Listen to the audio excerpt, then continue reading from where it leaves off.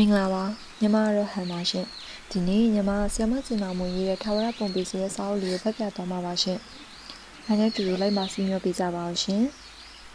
အခန်း1အောက်တိုဘာလ2019ခုနှစ်ပုံပေးမျိုးအီတလီနိုင်ငံဘယ်အရာမှထာဝရမတည်မြဲနိုင်ပါဘူးနေမင်းဟာတောက်ပခဲ့ပြီးရင်ပင်လယ်သမုဒ္ဒရာအောက်မှာပြတ်ကွယ်သွားအောင်ပါဝိုင်းဆန်းနေခဲ့တဲ့လာပြီဝန်းဟာလည်းတင်းငယ်သွားအောင်ပါမန်ဟုံပြင်းတဲ့လေပြင်းတွေလည်းလေပြေအဖြစ်ပြောင်းလဲသွားကြမှာဟိုတယ်ခမ်းမ၏ဧည့်သည်နားနေခန်းရှိဆိုဖာထိုင်ကုန်ထက်တွင်ထိုင်နေသောကောင်လေးတစ်ယောက်သည်အခန်းနေရန်ရှိဘောင်ခတ်တာသောစာတန်းပုံကိုလှမ်းကြည့်နေသည်နှက်ပြရောင်ကြောဘူးအိတ်ငယ်သည်အားကစားဖက်နှက်စီထားသောလူငယ်၏ရှေ့ရင်းသားမှလဲကျနေသည်လိတ်ခွေနေသောသပင်နှက်များသည်နဖူးပေါ်ဝဲကျနေသည်နရွက်အထက်နားမှစားပြီးဘေးနှစ်ဖက်စလုံးကိုခပ်ပါပါရိတ်ထားသောကြောင့်လေတိုင်းမှရှင်းနေသည်ဒါပုံပေမြို့ဟောင်းရဲ့နေရန်စာရွက်နေတဲ့ကတခုပဲကောင်းလေးရတဲကိုကန်ပိုင်ရှင်ဖြစ်ဟန်တူသောလူကြီးတစ်ယောက်ကလူငယ်ဘေးမှရဲရင်စကားဆိုသည်ရှီဟောင်းလက်တင်ဘာသာစကားဖြင့်ရေးသားထားသည့်ထိုစလုံးများသည်ပုံပေမြို့ဟောင်းကြီး၏များပြားလာစွာသောနေရန်စာတမ်းများထဲမှတစ်ခုဖြစ်သည်မူရေးရှိသားခဲ့သူသည်လွန်ခဲ့သည့်နှစ်ပေါင်း2000နီးပါးကအသက်ရှင်ခဲ့သူတစ်ယောက်မြေသူမှန်းမသိမြေသည့်အတွက်ရည်ရွယ်ရေးသားခဲ့မှန်းမသိနှစ်ပေါင်းများစွာမြေအောက်မှနားခုခဲ့ပြီးမှတူးဖော်မြင်တွေ့ခွင့်ရခဲ့သောမြို့ဟောင်းကြီးနှင့်အတူထိုစလုံးများသည်တဖန်ပြက်လင်းအသက်ဝင်လာခဲ့ပြီဖြစ်သည်ဦးလေးအရင်သဘောကျလို့ပုံစံတူကူးရေးပြီးမှန်မောင်သွင်းခိုင်းထားတာဒီတဲခုကန်စောက်ဖွင့်ကလေးကလေကြားလာရောပေါ့လူငယ်သည်စကားတခုံးမှမကြားသလိုတုံ့ပြန်မှုမရှိဘဲတဲခုကန်အပြင်ဘက်သို့လှမ်းကြည့်နေသည်တဲခုကန်ပြင်ပတွင်အရှားရွယ်သူလူငယ်များ2ယောက်တစ်ဖွဲ့3ယောက်တစ်ဖွဲ့စကားပြောကနောက်ပြောင်နေကြသည်သူတို့အားလုံးသည်18-19နှစ်ဝန်းကျင်ဖြစ်ပြီးလာရောက်ကြိုဆိုမိကားကြီးများကိုစောင့်ဆိုင်နေကြခြင်းဖြစ်သည်။ကျောင်းလေးလာရေးခီးဆိုတာအင်မတန်ပြောစရာကောင်းတာပဲကွ။ဦးလေးတို့တော့ကလည်းလူငယ်သည်ခင်မင်ရင်းနှီးစင်မုံရသည့်တဲခိုကန်ပိုင်ရှင်၏စကားကိုအဆုံးထိနားမထောင်နေရတွင်ဘောင်ခတ်ရှိထားသောစာတန်းကိုနောက်တစ်ဖန်စူးစိုက်ကြည့်ပြီးနောက်မှာတော့ရှေ့ရင်းသားကကြောပွေးအိတ်ငယ်ကိုလှမ်းယူကာထိုင်နေရမှမတက်ရက်လိုက်သည်လေကားတဝက်အရောက်မှာကိုအင်းကြီးအိတ်ကက်ထဲလက်ထိုးထည့်ပြီးမာကိုမျက်နှာရှုံငယ်သွားသည်ကာတော့ကအိတ်ကက်ထဲမှာမရှိအသက်60ဆိုသည့်အရွယ်သည်အဘိုးအိုတရားဟုမခေါ်တွင်နိုင်သေးပါဒါကသူ့ရဲ့ယုံကြည်ချက်ဖြစ်သည်ဖခင်ဖြစ်သူအသက်60ပြည့်တုန်းကငါအဖေအိုလာပြီဟုတွေးခဲ့မိပေမဲ့မိမိအသက်60ပြည့်ကန်သည့်အချိန်မှာတော့ငါလူလက်ပိုင်းအရွယ်ပဲရှိသေးတယ်ဟုယုံကြည်နေသည်ဒါပေမဲ့မှတ်ဉာဏ်အုံနောက်ကိုတော့လိမ်ညာခြင်းလို့မရသတိမေးတတ်သည်မှာအကျင့်တစ်ခုလိုပင်ဖြစ်နေပြီဖြစ်သည်သက်ပြင်းတစ်ချက်ရှရင်လေကားတွေများပေါ်ပြန်တက်ခဲ့သည်မိမိတူရဲနေထိုင်သောတိုက်ခန်းသည်မြင်မကောင်းအောင်ရှုပ်ပွားနေသည်ဝစ်ပြီးမသားရှက်အင်းကြီးအဟောင်းများဘောင်းမီရှည်များသည်ဧကန်ထိုင်ကုန်များပေါ်တွင်အပုံလိုက်ဖြစ်နေသည်ဆိုဖာအရှိရှိစပွဲဝိုင်းလေးပေါ်တွင်လည်းမင်းညာကစားလက်စားပစ်ထားခဲ့သောပီဇာဘူးကွန်များဘီယာပလင်းကွန်များနှင့်ဖြစ်သည်အိမ်တော်ရှင်အမျိုးသမီးတစ်ယောက်လိုအပ်သည်ဟုမကြာခဏတွေးမိပေမဲ့အမျိုးသမီးများနှင့်6လတစ်နှစ်တည်းမပိုသောရင်းနှီးမှုများကြားမှာသူသည်ယခုအချိန်ထိတကူရဲသမားဖြစ်နေသည်ကားတော့သည်မာကိုပစ်ထားခဲ့သောအနွေးတဲ့ကြားကင်အင်ဂျီအိတ်ကထဲမှမရှိသလိုတီဗီဘေးမှတော့များထားရငွေစလုံးငယ်လေးထဲမှလည်းမရှိလက်ကဝင်းမှလက်ပတ်နာရီကိုငုံကြည့်ပြီးချိန်မှာတော့ပိုပြီးစိတ်ညစ်သွားသည်အလုံးနှင့်အိမ်နီးသည်ဆိုသည့်အကြောင်းပြချက်နှင့်အလုတ်ရှင်7မိနစ်အလိုမှအိမ်မှထွက်တတ်သည့်အကျင့်သည်အခုတော့သူ့ကိုကောင်းကောင်းကြီးဒုက္ခပေးနေပြီဖြစ်သည်ဟာမောင်မြင့်အိတ်ကထဲမှတော့ပုံစံဖောင်းကြွကြွကိုဆက်မိတော့မှဝမ်းသာသွားသည်ကိုအင်းကြီးအိတ်ကထဲမှအသေးအတန်ရှာနေသည့်ကားတော့သည်မောင်မြင့်အိတ်ထဲရောက်နေခြင်းဖြစ်သည်ကားတော့အမြန်ခက်လေကားပေါ်မှခက်တွတ်ဆင်းပြီးကိုယ်တော်ရှိရသို့အပြေးတစ်ပိုင်းလမ်းလျှောက်သွားကားပေါ်ခုန်တက်ပြီးအမြန်ဆုံးမောင်းလာခဲ့သည်တော်သေးသည်60နားနီးပြီဆိုတာထက်တော်သေးသည်အသက်50ကျော်ပေမဲ့လှုပ်ရှားမှုများသည်တွက်လက်နေသေးသည်60နားနီးပြီဆိုတာထက်50ကျော်ဆိုသည့်အသုံးနှုန်းကိုမာကိုပိုပြီးသဘောကျသည်အီတလီနိုင်ငံတောင်ပိုင်းရှိပုံပေမြို့တိ၏မနက်ခင်းသည်စောင်းဥရာသည့်ဖြစ်သောကြောင့်လမ်းဆန်းအေးမြနေသည်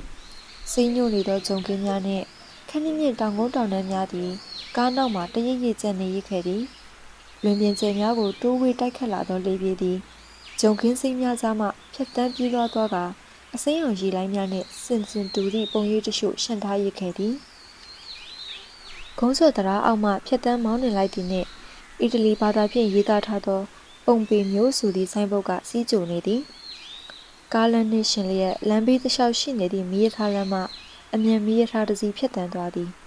ဒီရထားကြီးပေါ်တွင်ပုံပေမျိုးဟောင်းသို့တွားရောက်လေပတ်ကြမည့်ခရီးသည်တွေပါလိမ့်မည်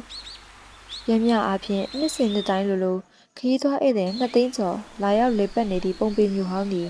မာကို၏လုပ်ငန်းခွင်နေရာဖြစ်သည်သူသည်ပုံပေမျိုးဟောင်း၏ခရီးသွားလမ်းညွှန်တရားမျိုးဟောင်းနောက်ရောက်သည့်နှင့်ဆိုင်းဘုတ်တစ်ခုကိုခက်မြင့်မြင့်ကင်ကရှေ့မှဥဆောင်လျှောက်သွားသောလမ်းညွှန်နှင့်၎င်းနောက်မှတန်းစီလိုက်ပါလာကြသောဂျပန်လူမျိုးခရီးသွားများကိုတွေ့လိုက်ရသည်လူကြီးလူငယ်စုံပေမဲ့လူငယ်ပိုင်းကများသည်ဇုံတွဲများလည်းပါသည်စီကန်းရှိစွာငြိမ်ငြိမ်သက်သက်နှင့်မြို့ဟောင်းရှိရာသို့လမ်းလျှောက်သွားနေကြသည်ဝင်ပေါက်နားတွင်အမတ်တရလက်ဆောင်ပစ္စည်းများမြို့ဟောင်းနှင့်ပတ်သက်သည့်စာအုပ်စာတမ်းများရောင်းချရာဆိုင်ငယ်များရှိနေသလိုအဆောင်ရေးကားများလည်းဝတ္တရားမပြတ်ရောက်နေကြပြီဖြစ်သည်ကားများရက်ရန်သတ်မှတ်ထားရာမြင်းပြူလိုင်းအတွင်းမှာမာကိုကားကိုရက်တန့်ကဆင်းလာခဲ့သည်ဧည့်လမ်းညွှန်များ၏ရုံခန်းအဆောက်အဦရှိမှခရီးသွားဧည့်သည်တော်တော်များများရှိနေကြပြီဖြစ်သည်လက်မှတ်ဝယ်ယူရန်တန်းစီနေကြသည့်လူတန်းကြီးသည်လည်းဝင်းအပြင်ဘက်သို့ပင်ရောက်တော့မည်ထိုလူများနှင့်မတိုက်မိအောင်ခွင့်တောင်းကြော်ဖြတ်ကရုံခန်းထဲသို့ဝင်လာခဲ့သည်ဘွန်ဂျိုနိုမာကိုဒီမှာဧည့်သည်တွေရောက်နေပြီရုံခန်းထဲမှာအကြီးအကဲဖြစ်သူကပြန်လည်နှုတ်ဆက်ရင်းပြောသည်အလုံးမစခင်အနားမှရှိသည့်ကော်ဖီဆိုင်လေးမှအက်စပရက်ဆိုခါခါလေးတစ်ခွက်လောက်မှာတောက်လိုက်ရှင်သည့်ဆန္ဒသည်မပြေဝနိုင်တော့ဝန်ထမ်းကပြားကိုလှမ်းယူပြီးလေပင်မှရှိဆွဲလိုက်သည်အလုတ်တော်ဝင်ဆိုတော့လဲမြင်လို့မရသူ့ထက်အရင်ရောက်နေသည့်အခြားလုပ်ဖော်ကိုင်ဘက်များပင်လူစုနေကြပြီဖြစ်သည်10ယောက်ပြည့်ပြီလားဗျဟင်း2ယောက်လိုသေးတယ်အဆောက်အဦအပြင်ဘက်တွင်မတည့်ရစောင့်နေကြသောလူအုပ်စုကိုလှမ်းကြည့်လိုက်သည်ဧည့်သည်များမှာအီတလီလူမျိုးများပင်ဖြစ်မည်စကားတန်လေယူလေသိန်းအရအီတလီမြောက်ပိုင်းပြည်နယ်များမှလာကြသူများဖြစ်လိမ့်မည်10နှစ်အရွယ်ကလေးတစ်ယောက်လည်းပါသည်အားလုံးကမိသားစုဝင်တငယ်ချင်းများဖြစ်ပုံရသည်တဦးနှင့်တဦးရင်းရင်းနှီးနှီးနောက်ပြောင်စကားပြောနေကြသည်ဧည့်သည်အုပ်စုကိုမာကိုနှုတ်ဆက်ပြီးသည်နှင့်ဆက်ပြောလိုက်သည်လူ2ယောက်လောက်ထပ်ဆောင်လိုက်ရအောင်ဗျာမဟုတ်ရင်လမ်းညွန်ကားကို8ယောက်တည်းခွဲပေးနေရမှာ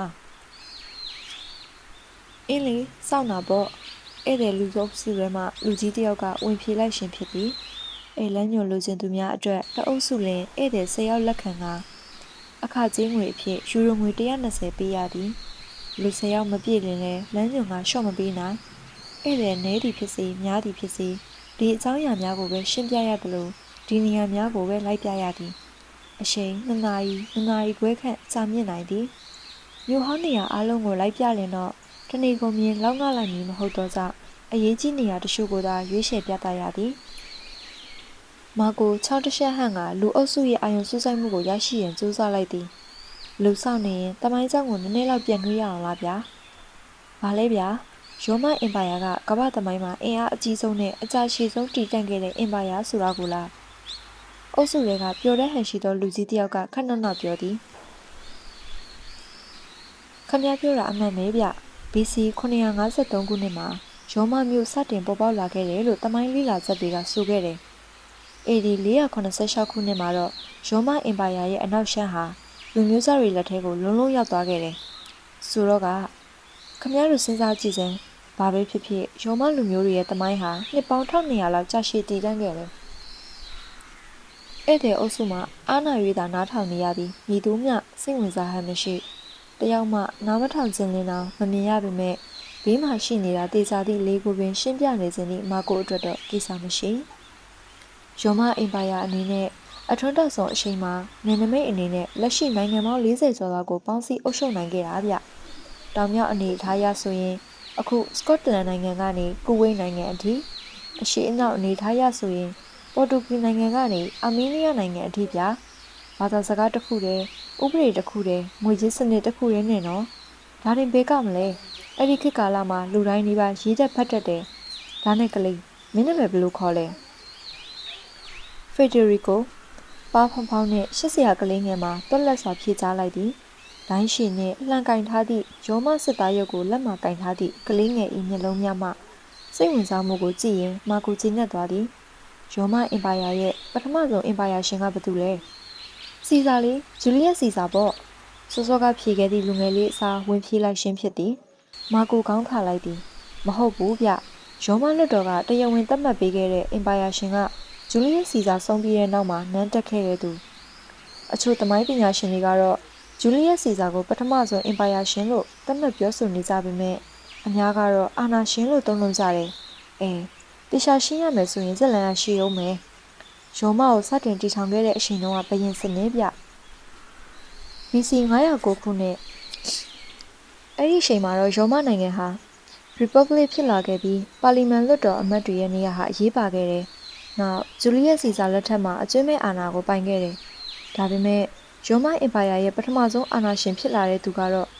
အော်ဂတ်စတာမဟုတ်လားဦးလေးရောမရဲ့ပထမဆုံးအင်ပါယာရှင်ကသူမဟုတ်လားကလေးငယ်လေးဒီခုံစော့နဲ့ဖြစ်နေခြင်းဖြစ်သည်စိတ်အားထက်သန်ကလူကြီးတွေကိုတိုက်တွန်းပြီးရှေ့သို့တိုးထွက်လာသည်ဟုတ်တယ်ရှာတဲ့ရဲ့ဂျူလီယက်စီဇာရဲ့မွေးစားသားဖြစ်တဲ့အော်ဂတ်စတာဟာ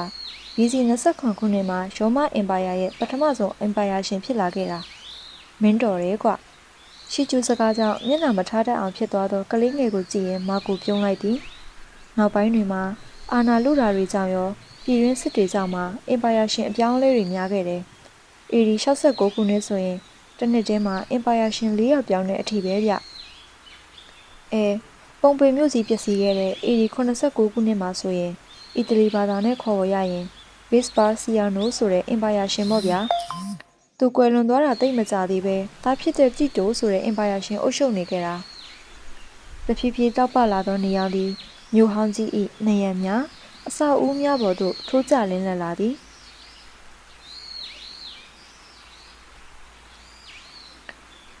ခရီးသွားများကအုပ်ပုံအုပ်ဟောင်းများဟုအလွယ်တကူသတ်မှတ်လိုက်မည့်မြို့ဟောင်းနေရာတွေသည်တမိုင်းကြောင်းတွင်စီးဆင်းရာနေရာဖြစ်ကြောင်းရှေ့ကြီးပင်ဖြစ်သည်နှစ်ပေါင်းများစွာကြာခဲ့ပြီဖြစ်သောအဖြစ်အပျက်များအကြောင်းအရာများကိုမနာတမ်းပြောပြနေသည့်အဘိုးကိုတယောက်ပမာရောက်လာသူတိုင်းကိုအသိပညာတွေမျှဝေပေးနေစေပင်မာကိုလေကြောင်းတစ်ချက်ရှင်ကမေးခွန်းထုတ်လိုက်သည်ဒီမျိုးဟောင်းကိုလာစားတဲ့ဧည့်သည်တိုင်းကိုဒီနေရာကိုဘာလို့လာစားတာလဲလို့ကျုပ်အမြဲမေးတယ်အခုခမည်းတော်အားလုံးကိုလည်းဒီမေးခွန်းကိုပဲမေးကြည့်ခြင်းတယ်နမီကြီးလို့လာလဲတာပေါ့ကွာခဏနောက်လူကြီးကပင်ရေရင်ဝင်ဖြစ်ပြန်သည်ရေသည်များတိတ်သွားအောင်စောင့်ပြီးမှလူအုပ်စုကိုတစ်ချက်ဝေးကြည့်လိုက်သည်နောက်အဖြေရရောဗျာအလောင်းတွေကြည့်ခြင်းလို့နောက်တစ်ချိန်ရေသည်များဆွညံသွားပြန်သည်အလောင်းတွေမဟုတ်ပါဘူးဗျာရုပ်လုံးပုံသွင်းထားတာပါနောက်မှအသေးစိတ်ပြန်ရှင်းပြပေးမယ်1998ခုနှစ်မှာပုံပေမြို့ဟောင်းကို UNESCO ကကမ္ဘာအမွေနှစ်နေရာစီးရင်နဲ့ထည့်ခဲ့တာကိုတော့ခင်ဗျားတို့အားလုံးသိပြီးပြီမဟုတ်လားတကယ်တော့ဒီမြို့ဟောင်းကြီးဟာရောမအင်ပါယာကိုစီးခွင့်ရတဲ့ပြတင်းပေါက်တစ်ချက်ပဲဗျအဲ့ဒီအချိန်တုန်းကရောမအင်ပါယာတွေကမြို့ကြီးတွေဟာရောမမြို့ပုံစံငယ်တွေလားထင်ရအောင်ဆင်တူတယ်အဆောက်အဦပိုင်းသာမကလူနေမှုစနစ်နေထိုင်မှုပုံစံတွေကတထရလေးပဲဒါကြောင့်ပုံပေမြို့ကိုလွန်ခဲ့တဲ့နှစ်2000အချိန်တုန်းကလိုပုံစံမပြတ်ပြန်လည်တူးဖော်တွေ့ရှိခဲ့ရတာဟာတမိုင်းလေးလာသူတွေအတွက်ရတနာတိုက်တစ်ခုရှာတွေ့ခဲ့တယ်ဆိုတာတက်ကိုပို့ပါတယ်ဗျာဒီမျိုးဟောင်းကြီးကရောမခေတ်ရဲ့အသုံးအဆောင်အပြုအမူဘာသာစကားအလေးအထဒါတွေကိုအားလုံးရှင်းပြနေတယ်လို့ပဲစဉ်းစားကြည့်စမ်းပါဗျာဒီရင်ကျေးမှုအမွေအနှစ်တမိုင်းအမွေအနှစ်ဟာအဖိုးမဖြတ်နိုင်ဘူးစကားကိုရက်ကသူပြောနေသည်ကိုစိတ်ဝင်စားကြရဲ့လားဟုမတိမတာအကဲခတ်လိုက်သည်ဖီဒရီကိုလေးမှလွဲလင်ညီသူမှတိတ်ဆိတ်ဝင်စားပုံမရကြခရီးသွားဟန်လွဲကရောက်လာတဲ့ကြသည့်ဧည့်သည်များဖြစ်၍အပြည့်တင်လို့လည်းမရအုပ်စုထဲမှဆွဲရိုးတဝင်းဝင်းနဲ့အသက်ခက်ကြီးကြီးအမျိုးသမီးကတော့မျက်စောင်းပင်ထိုးနေပြီဖြစ်သည်ကဲပါရှင်တမိုင်းဆောင်တွေအရေးပါပုံတွေတော်စမ်းမှာတော့ရှင်ပြောတာပဲတဏီကိုရက်ပြီးနားထောင်ရတော့မလားမသိဘူးမြို့ဟောင်းနဲ့ပတ်ပြပါဦးဟိုမှာကျမတို့နောက်မှရောက်လာတဲ့အုပ်စုတွေတောင်ဝင်းကုန်ပြီ။အော်ဟုတ်ကဲ့ပါဗျာကျုပ်လိုက်ပြပေးပါမယ်။ကြာလဲကြာနေပြီလူထပ်မဆောက်တော့ပဲသွားဆက်ရအောင်ခဏနေကြပါဦးဗျ။ဒီမှာနောက်ဧည့်သည်တယောက်ဧလန်းညိုအကြီးအကဲကရုံခန့်အတွင်းမှာလှမ်းအောင်ပြောလိုက်ခြင်းဖြစ်သည်။ဂိတ်တကားရှိရာရှေ့ဦးလှည့်နေရာမှနောက်လှည့်ကြည့်ဖြစ်သည်။ရုံးလေကားတဲ့များမှခက်ပြေးပြေးဆင်းလာသောလူငယ်လေးတယောက်ခက်တီးတီးကြောပွေးအိတ်နှက်ပြာရောင်ကိုလွှဲထားသည်။ဇင်းမောင်းမီနှက်ပြာရောင်ကိုဝစ်ဆင်ထားပြီး လက်နှစ်ဖက်ကိုတရေစက်ကင်အိတ်ထဲထိုးထည့်ထားသည်ထူးခြားသည်ကခြေစပင်များငိုက်ကြဖုံးနေသဖြင့်တိတ်မထင်မရှားမမြင်နေရသည့်မျက်လုံးများပင်ဖြစ်သည်ခတ်သွဲမျက်လုံးများထဲမှမျက်စင်နှက်များသည်ခန်းစားချက်ကင်းမဲ့သလိုပဟေရီဆန်သည်ဘယ်အရာကိုမှစိတ်ဝင်စားပုံမရမည်သူကိုမျှမြင်ဟန်မတူဘာလူမျိုးလဲခရီးသွားဧည့်သည်လူမျိုးပေါင်းစုံနှင့်ရင်းနှီးကျွမ်းဝင်မှုသောမာကိုတယောက်အတွေ့များသွားသည်အီတလီလူမျိုးမဟုတ်တာတော့သိကြသည်ဂျာမန်လည်းမဖြစ်နိုင်စပင်အနှက်ရာစပိန်လူမျိုးများဖြစ်လိမ့်မလားမသိမတက်တာ၍နှုတ်ဆက်လိုက်ရသည့်ဟန်အတန်သည်ခက်ပြက်ပြက်မြင်မာသောအရက်နှင့်မလိုက်ဖက်အောင်နှုတ်နယ်သောမျက်နှာကိုအနားရောက်လာမှသတိထားမိသည်ခလန်းလန်းမှမြင်ရစဉ်ကမသိထားခဲ့ပေမဲ့လူငယ်မှာအတော်ပင်ငယ်သေးသည်16နှစ်အရွယ်ကျောင်းသားတစ်ယောက်ဟုပင်ထင်ရသည်သူသာငယ်ရွယ်စဉ်ကအိမ်အောင်ကြခဲ့မည်ဆိုရင်ယခုအချိန်မှာဒီအရွယ်သားငယ်တစ်ယောက်ရှိနေလိမ့်မည်ဟုမတွေးဘဲမနေနိုင်ကဲအားလုံးသွားကြစို့လက်မှတ်တွေချုပ်ဝယ်ပြီးမယ်ဒါဆိုခင်ဗျားတို့တန်းစီစရာမလိုတော့ဘူးမာကိုဧည့်သည်အုပ်စုကိုလောလိုက်သည်လက်မှတ်ဌာနရှိရာသို့ခတ်သွဲလျှောက်သွားလိုက်ရင်နောက်ဆုံးမှရောက်လာသောလူငယ်ကိုနောက်တစ်စီလှည့်ပြန်လှည့်ကြည့်ပြသည်